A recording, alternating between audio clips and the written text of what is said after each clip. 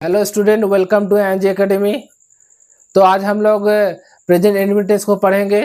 हालांकि हम लोग पिछले वीडियो में टेंस के बारे में जान चुके थे कि टेंस से 3 प्रकार का होता है, present tense, past tense, future tense. Present tense 4 प्रकार के होते हैं, फ्यूचर टेंस 4 प्रकार के होते हैं, पास्ट टेंस भी 4 प्रकार के होते हैं। तो प्रेजेंट टेंस में हम लोग पहला टेंस पढ़ेंगे आज, present indefinite tense. Present indefinite tense और जिसका दूसरा नाम भी है प्रेजेंट सिंपल प्रेजेंट टेंस भी बोलते हैं। अब हम लोग कैसे पहचानेंगे कौन सा सेंटेंस किस में है, प्रेजेंट टेंस में है या पास्ट टेंस में, प्रेजेंट इंडेफिनिट टेंस में या प्रेजेंट कंटीन्यूअस टेंस में। तो फिलहाल हम लोग प्रेजेंट इंडेफिनिट टेंस को जानेंगे। तो इसको जानने के लिए क्या करेंगे, हिंदी के वाक्य में अगर कोई भी सेंटेंस आप हिंदी में बोलते हो, उसका लास्ट में ता है या ती है या ताहू या ते है रहे, तो समझ जाना है कि वो टेंस तो सिंपल प्रेजेंट टेंस में है या प्रेजेंट इंडेफिनिट टेंस में है। और प्रेजेंट इंडेफिनिट टेंस को पहचानने का ये भी तरीका है कि जितना हम लोग डेली का काम करते हैं वो प्रेजेंट इंडेफिनिट टेंस में कहलाता है। जैसे मैं स्कूल जाता हूँ, मैं पढ़ाता हूँ, मैं पढ़ता हूँ, मैं बाजार जाता हूँ, मैं रोज खेलता हूँ। तो इस तरह का आप लोग डेली करते हो। इस तरह के जितने भी सारे सेंटेंस होते हैं वो प्रेजेंट इंडेफिनिट टेंस में कहलाते हैं। जैसे कि एग्जाम्पल अगर लेके देखें, वह रोज स्कूल जाता है। दूसरा एग्जाम्पल, मैं काम करता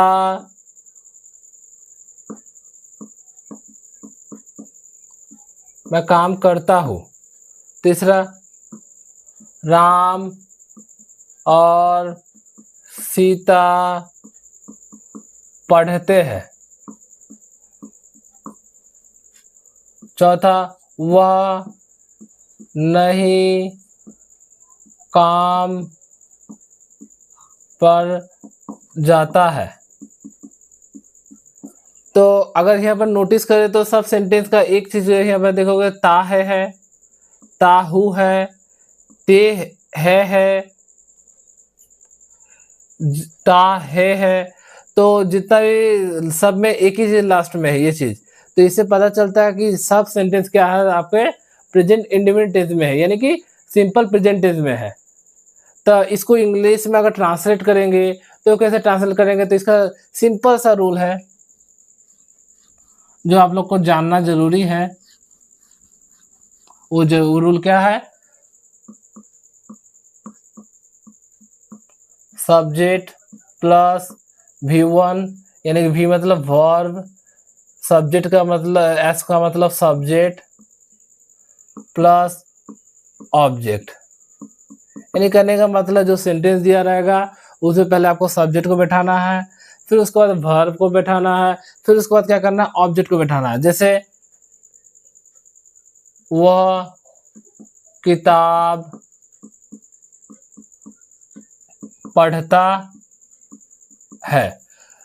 तो इसमें हम लोग पहले पहचानेंगे कि सब्जेक्ट कौन है। सब्जेक्ट का मतलब होता है कि जो काम करने वाला, यानी कि वाक्य में सेंटेंस में जो काम कर रहा है।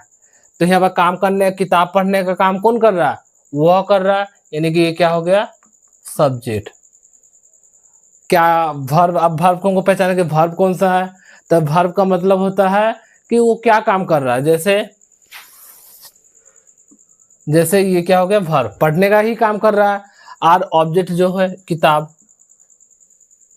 तो इसको बनाएंगे कैसे, नॉर्मली क्या लिखेंगे, वह का लिखेंगे हम लोग ही, क्योंकि यहाँ पर पढ़ता है, यानी कि यहाँ पर क्या है, लड़का का मतलब बॉयज का पता चला कि लड़का का है, कि लड़का का है, इसलिए यहाँ पर ही यूज किए। अगर यहाँ पर होता कि वह किताब पढ़ती है तो यहाँ पर क्या होता, सी लगता। तो ही, उसके बाद क्या लगेगा, पढ़ना का इंग्लिश होता है रीड, READ, रीड। किताब का हो गया बुक, वह किताब पढ़ता है। लेकिन इसमें एक चीज और भी ध्यान देना है कि अगर सब्जेक्ट ही, सी, इट और कोई सिंगुलर नंबर, जैसे एग्जांपल में राम या सीता, इस तरह से जब भी रहे तो शब्द वर्ब के साथ हमेशा क्या होगा, वर्ब के साथ क्या होगा, एस या ES लगाना पड़ेगा।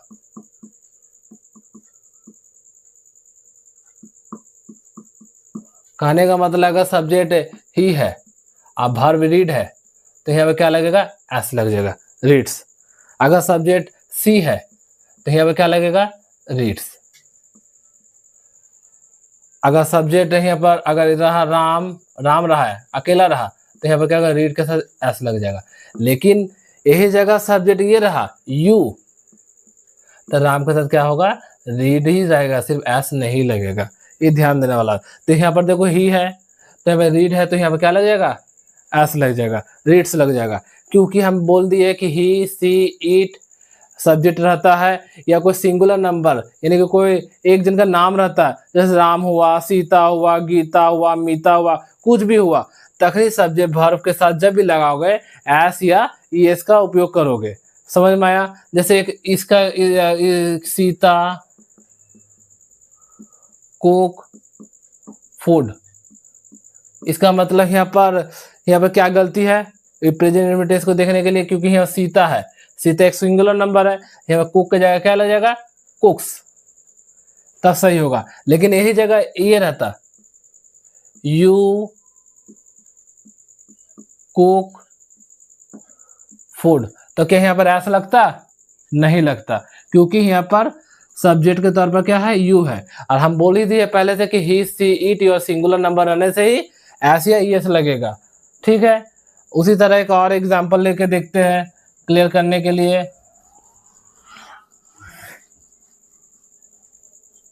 जैसे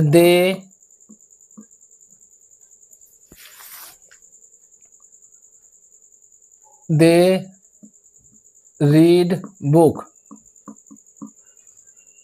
इसमें देखो रीड के साथ हम एस नहीं लगाए, कारण क्या है, क्योंकि सब्जेक्ट क्या है, दे है, दे का मतलब वे लोग, यानी कि यहाँ पर सब्जेक्ट क्या है, प्लूरल है, इस कारण से यहाँ पर रीड के साथ एस नहीं लगा। अब उसी तरह Ram and Sita, Ram and Sita read book, Ram और सीता किताब पढ़ते हैं, इस जगह में भी देखो एस हम नहीं लगाए, कारण है क्योंकि सब्जेक्ट जो है यहाँ पर दो जन है, सिंगुलर नहीं है, यहाँ पर सब्जेक्ट क्या है, प्लूरल है, तो प्लूरल रहने से वर्ब के साथ एस या ईएस नहीं लगाओगे। अब जैसे यहाँ पर ऐसे रहता राम, एक हिंदी में लिख के देता हूं, राम आम खाता है, बचपन में हम लोग इसको बार बार लिखा करते हैं, राम आम खाता है, राम स्कूल जाता है। लो भाई एक और मिल गया, राम, पहले सब्जेक्ट यही है, क्योंकि आम खाने का काम कौन कर रहा है, राम कर रहा है कि हम कर रहे हैं, राम कर रहा है ना, तो राम लिखे, तो राम खाता, यहाँ पर वर्ब हो गया, क्योंकि खाने का ही काम कर रहा है, और आम तोड़ने का काम तो नहीं कर रहा है, और आम क्या हो गया, ऑब्जेक्ट हो गया। तो क्या किया, राम की जगह राम लिख दिए पहले, उसके बाद क्या अकॉर्डिंग टू रूल क्या लिखेंगे, हम लोग जानते हैं कि subject plus verb plus one होता है, तो यहाँ पर क्या हो, खाता, तो खाता का क्या हो गया, EAT, ईट। अब उसके बाद क्या हो गया, मैंगो। भाई आम का तो इंग्लिश तो सभी जानता है। अब ईट क्या, ईट देखो राम यहाँ पर क्या सिंगुलर नंबर है, तो यहाँ पर क्या हो गया, इट्स। अब यही जगह ये रहता राम और सीता, राम और सीता आम खाता है, आम खाते हैं, सॉरी, इधर क्या होगा, तब यहाँ होगा Ram and Sita eat mango.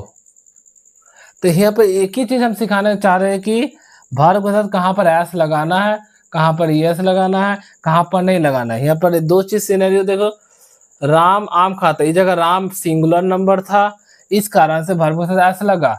वही जगह राम और सीता सब्जेक्ट के तौर पर दो जन है, जिस कारण से यहाँ पर क्या एस तो नहीं लगा। अब उसके बाद आते हैं इस टेंस का नेगेटिव पॉइंट में, मतलब इसका नेगेटिव कैसे करेंगे।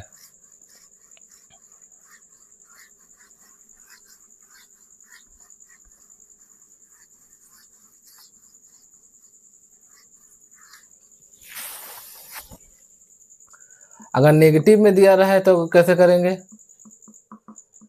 नेगेटिव यानी कि नकारात्मक कोई चीज में नहीं सेंटेंस रहा तो कैसे बनाएंगे? जैसे वह, अब जैसे वही पहले वाला एग्जाम्पल था, राम आम नहीं खाता है। अरे भाई आम राम का बात है, हम लोग क्या करें, लेकिन यहाँ पर हम लोग इसको इंग्लिश करना सीखेंगे। पहले राम आम नहीं खाता है, तो इसको कैसे बनाओगे? तो इसके लिए करने के लिए क्या करना पड़ेगा? पहले हमको रूल जानना पड़ेगा। रूल जानने का इसका सिंपल सा रूल है, सब्जेक्ट को बैठाना है पहले, फिर उसके बाद दो हेल्पिंग वर्ब है, उस हेल्पिंग वर्ब को यूज करना है। एक डू नहीं तो डज, ये दोनों हेल्पिंग वर्ब में से एक जन को चुनना है, plus plus not plus verb का फर्स्ट फॉर्म प्लस ऑब्जेक्ट। आप कहाँ पर डू लेना है, कहाँ पर डज लेना है? तो जब सब्जेक्ट तुम्हारा क्या होगा? सिंगुलर होगा, जहाँ का जिस वर्ब के साथ एस या एस लगता था वहाँ डज लगाओगे, यानी कि ही सी इट और सिंगुलर नंबर राम सीता के साथ क्या लगाना है तुमको? डज लगाना है। अब बाकी जहाँ पर डज नहीं लगता वहाँ पर डू लगाओगे, यानी कि कहने का मतलब सब्जेक्ट ही सी इट या सिंगुलर नंबर रहे तक नहीं तुमको क्या लगाना है? डज लगाना है। और जहाँ पर डज नहीं लगता, बाकी आई वी दे या जितना ये प्लूरल सब्जेक्ट रहता है, तो वहाँ पर क्या लगाना है तुमको? डू लगाना है। जैसे राम आम नहीं खाता है, तो इसको बनाते हैं तो क्या होगा आंसर में? राम एक जन है, सिंगुलर है, इसलिए मैंने क्या किया? डज को चुना, क्योंकि ये सब्जेक्ट है, ये वर्ब है, ये ऑब्जेक्ट है। इससे नहीं से पता चले कि नेगेटिव में बनाना है। तो राम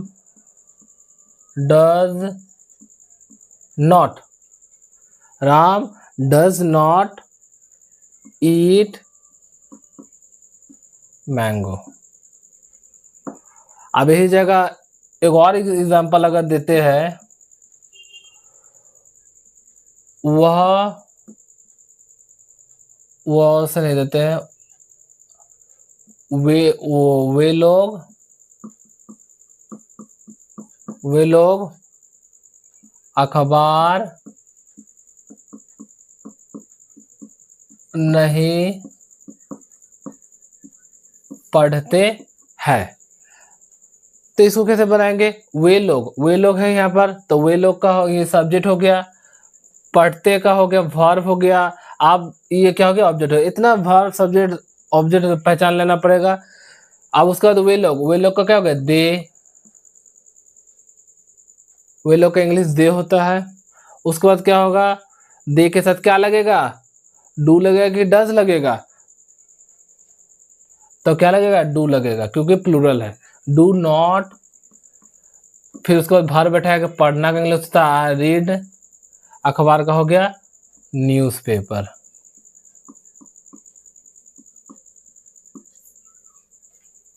अब उसी तरह एक और रहा, तो वह नहीं पढ़ता है, नहीं पढ़ती है, तो इस जगह क्या होगा? वह है, सब्जेक्ट है, लिख देते हैं भाई, अब तो समझ में आ जाना चाहिए। ये पढ़ती है, तो ये क्या हो गया? भी हो गया। तो यहाँ पर ऑब्जेक्ट नहीं है, तो यहाँ पर क्या हो गया? सी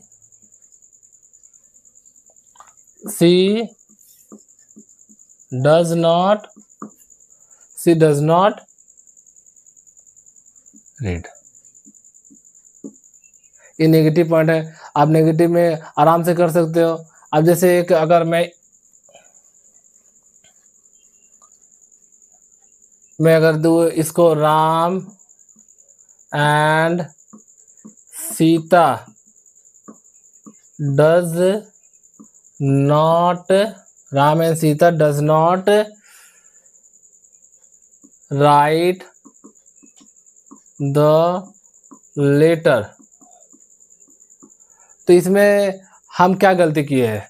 इसमें गलती है कि राम एंड सीता जो है वो प्लूरल है, लेकिन मैंने देखो यहाँ पर डज लगा दिया। डज यहाँ पर नहीं लगता, यहाँ पर क्या लगता?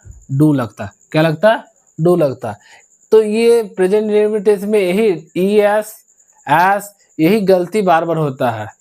इस गलती को क्या करना पड़ेगा? हमेशा क्या बनेगा? नोटिस करना पड़ेगा। जैसे एक और दो, ही do not drink water.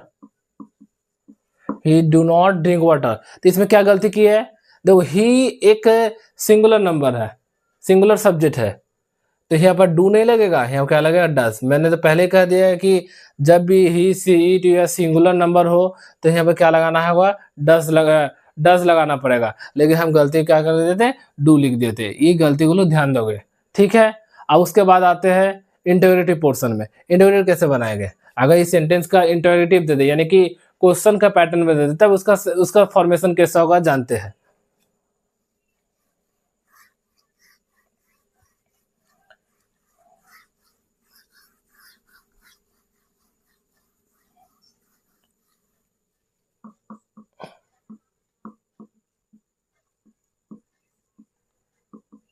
Interrogative यानी कि प्रश्नवाचक, प्रश्न का क्या चिन्ह होता है, ओए हुक जैसा, ये ना। तो इंटरोगेटिव जानने के लिए क्या करेंगे, इंटरोगेटिव सेंटेंस में भी दो प्रकार का सेंटेंस होता है, एक होता है यस नो टाइप क्वेश्चन,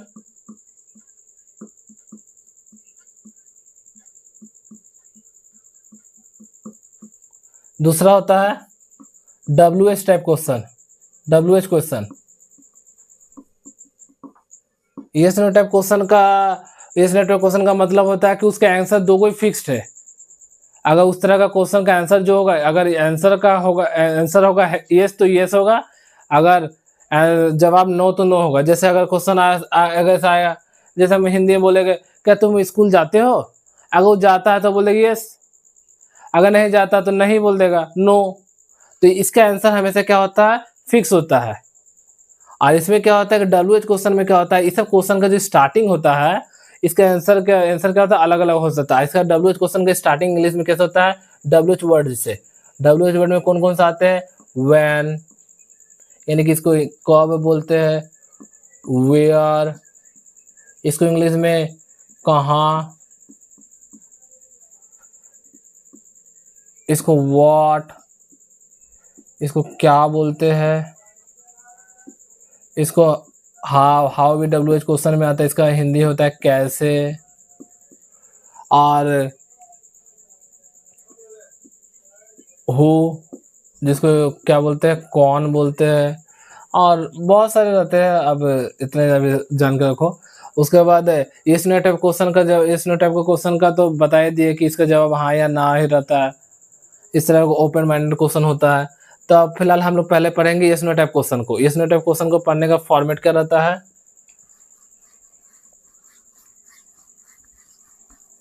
पहला यस नो टाइप क्वेश्चन है,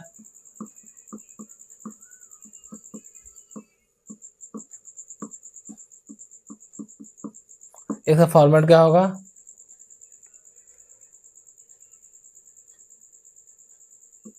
डू या डस को आगे लिख देना है,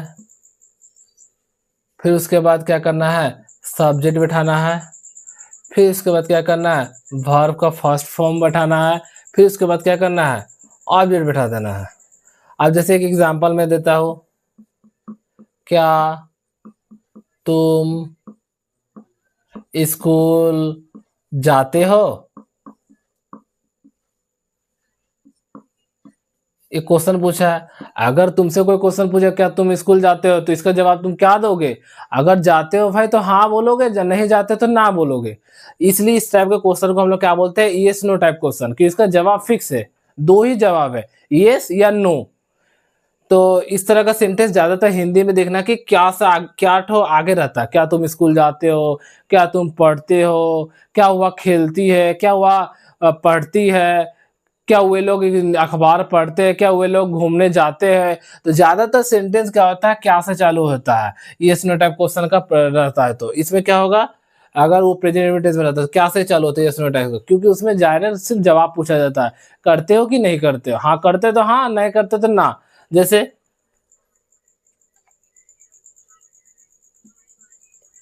तो इसको कैसे बनाएंगे, पहले क्या लिखेंगे यहाँ बस पहचान करेंगे सब्जेक्ट, और उसके बाद क्या करेंगे वर्ब, ये ऑब्जेक्ट, इतना हम लोग जान गए।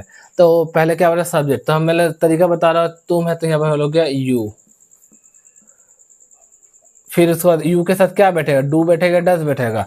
हम लोग जानते हैं कि डू बैठेगा, तो डी को बड़ा हाथ में लिखना, डू यू, फिर जाते का हो गया गो, टू लगता है क्योंकि गो के साथ टू रहता है, क्योंकि स्कूल के साथ रहता है, तो तुम, यहाँ पर स्कूल हो गया school. Do you go to school, यहाँ पर फुल स्टॉप नहीं देना है, क्वेश्चन मार्क देना है। तो do you go to school, ये हो गया मेरा क्वेश्चन हो गया, यस नो टाइप क्वेश्चन है। तो इसका जवाब क्या हो सकता है? अगर इनकेस हम इसका रिप्लाई देंगे तो जवाब देंगे तो क्या देंगे, आंसर देंगे तो क्या होगा? Yes, yes. अगर वो जाता तो यस या नो, ये ना देंगे। अगर हम स्कूल जाते हैं तो बोलेंगे हाँ, और नहीं जाते तो ना बोलेंगे। उसके बाद इसी तरह का और एक सेंटेंस देते हैं,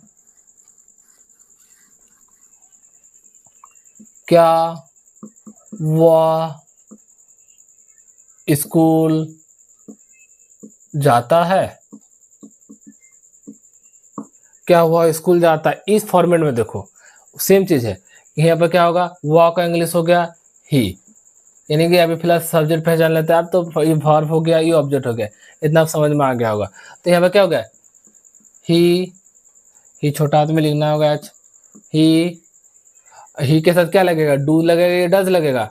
डज लगेगा, क्योंकि हम लोग जान गए। तो उसी तरीके का does he go to school. इस अब यहाँ पर एक चीज ध्यान देना कि हम लोग जो सिंपल में कर रहे थे तो यहाँ पर ई एस लगा दे रहे थे, लेकिन अब यहाँ पर वर्ब के साथ ऐसे एस नहीं लगा, क्योंकि तुम डू के साथ ऑलरेडी पहले ई एस लगा दे रहे हो। अब इसका मतलब ये मत कर देना कि डज ही गो, फिर हम जैसे सिखा है उसमें ई एस जोड़ दिया, does he goes to school, तो ये क्या हो जाएगा, पूरी तरीके से गलत हो जाएगा। ये सही है, क्योंकि हम लोग जो वर्ब के साथ जो ऐसे एस लगा रहे थे वो क्या लगा दिए, डू के साथ लगा के पहले से ऑलरेडी लगा दिए है। ठीक है, समझ में आया? अब उसके बाद अब आते हैं यस डब्ल्यू एच क्वेश्चन में। डब्ल्यू एच क्वेश्चन के बारे में पैटर्न जानते हैं। डब्ल्यू एच क्वेश्चन में भी इजी है। सिर्फ क्या होगा, सेमी को यस नो टाइप जैसा रहेगा, सिर्फ क्या होगा, डब्ल्यू एच वर्ड आगे आ जाएगा, प्लस डू या डज लिख देना है, प्लस सब्जेक्ट लिख देना है, वर्ब वन लिखना है, प्लस ऑब्जेक्ट लिख देना। जैसे तुम कहाँ पढ़ते हो, यहाँ पर क्वेश्चन देखो, तुम कहाँ पढ़ते हो, इसका जवाब क्या, हाँ या ना आएगा? नहीं, यहाँ पर तुम कहाँ पढ़ता है, वो जहाँ पढ़ता है उसका नाम आएगा। मैं बर्धमान में पढ़ता हूँ, मैं दिल्ली में पढ़ता हूँ, इस तरह का जवाब आएगा, अलग जवाब होगा। तो इस तरह का सेंटेंस को क्या होता है, हम लोग डब्ल्यू एच वर्ड होता है। तो इसको बनाने का क्या तरीका, पहले क्या करें, हम लोग सब्जेक्ट को चुन लेंगे, सब्जेक्ट है, ये वर्ब है, ऑब्जेक्ट फिलहाल यहाँ पर नहीं दिख रहा। तो इसको बनाएंगे कैसे, पहले क्या कहा, कहा का इंग्लिश हम लोग लिखेंगे, तो कहा का इंग्लिश होगा वैन। उसके बाद तुम सब्जेक्ट है यहाँ पर, यानी कि सब्जेक्ट है, यानी कि यू को लिख दिए। आप यू की जगह में क्या यूज होगा, डू। व्हेन डू यू, कहाँ के लिए, सॉरी गलती हो गया, वेयर होता है, वेयर डू यू रीड। इसी तरह का और सेंटेंस देते हैं, वह कब स्कूल जाता है, वह कब स्कूल जाता है। अरे भाई जब जाता है तो उसका अलग अलग टाइम होगा, जैसे 10 बजे जाता है तो इसका जवाब होगा यस नो तो नहीं होगा। तो यहाँ पर क्या होगा, वह का इंग्लिश होगा ही। क्या हम लोग सही बना रहे, नहीं, यहाँ पर क्या करना होगा, पहले कब का इंग्लिश लिखना होगा, इसका डायरेक्ट लिखने से नहीं होगा। तो कब का होगा, क्या होगा, व्हेन। ही का इंग्लिश होता है, वह का इंग्लिश ही होता है, ही के साथ क्या बैठता है हम लोग जानते हैं, does. When does he go to school. तो इस तरह से इंटरोगेटिव सेंटेंस का फॉर्मेट बनाया जाता है। तो एक क्वेश्चन तुम लोग से पूछते हैं,